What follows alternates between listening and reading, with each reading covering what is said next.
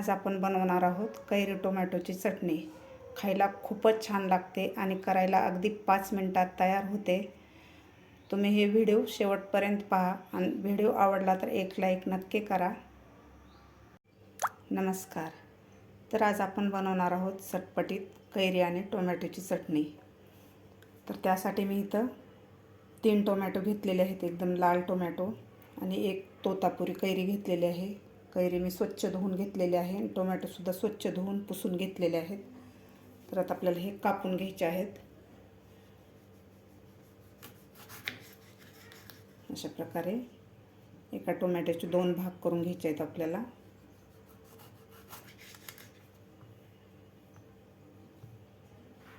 अशा प्रकारे कैरी सुद्धा आपल्याला कापून घ्यायची आहे।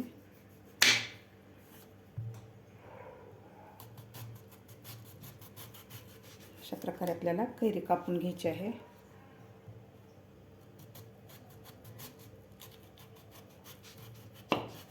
अशा प्रकारे एक पॅन ठेवलेला आहे। अशा प्रकारेच आपल्याला पसरट बुडाचं भांडं घ्यायचं आहे, तवा किंवा पॅन। तर यामध्ये घालायचं आपल्याला 1 ते 1.5 चमचा तेल घालायचं आहे।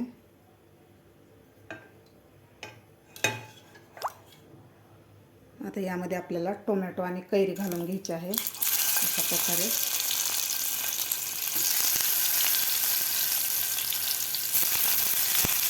मी कैरी आणि टोमॅटो पॅनमध्ये व्यवस्थित असं ठेवून दिलेले आहेत। आता यावर आपल्याला 2 ते 3 मिनिट झाकण ठेवायचं आहे, म्हणजे हे व्यवस्थित फ्राय होतात। 2 ते 3 मिनिट झालेले आहेत झाकण ठेवून। तर आपण झाकण काढून बघूया। आता आपण हे पलटी करून घेऊया। दोन्ही साईडकडून आपल्याला व्यवस्थित हे फ्राय करून घ्यायचं आहे टोमॅटो आणि कैरी।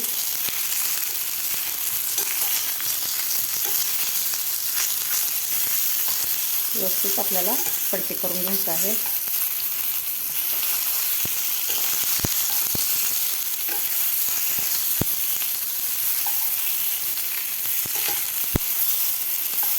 व्यवस्थित पलटी करून घेतलेला आहे। तर यामध्ये घालायचं आपल्याला 8 ते 9 लसणाच्या पाकळ्या आणि 3 हिरव्या मिरच्या। आता खालची सुद्धा बाजू आपल्याला व्यवस्थित फ्राय करून घ्यायची आहे।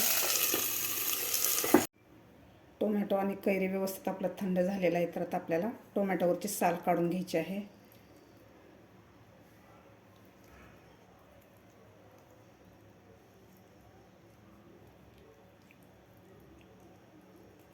अशा प्रकारे सगळ्या टोमॅटोची साल काढून घ्यायची आपल्याला।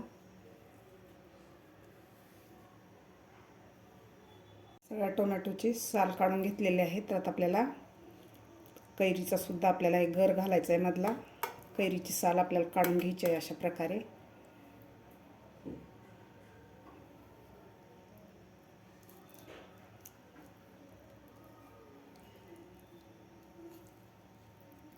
अशा प्रकारे यामध्ये घालायचं आपल्याला एक मीडियम साईजचा कांदा कापून घेतलेला घालायचा आपल्याला। त्यानंतर कोथिंबीर घालायची आहे यामध्ये।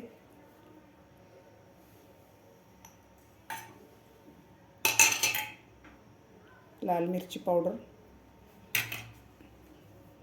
अर्धा चमचा जिरे आणि चवीपुरतं मीठ घालायचं आपल्याला यामध्ये। आता आपल्याला याला झाकण लावून हे मिक्सरमधून काढून घ्यायचं आहे। थोडंसं जाडसरच काढायचं आहे आपल्याला, एकदम बारीक नाही करायचे।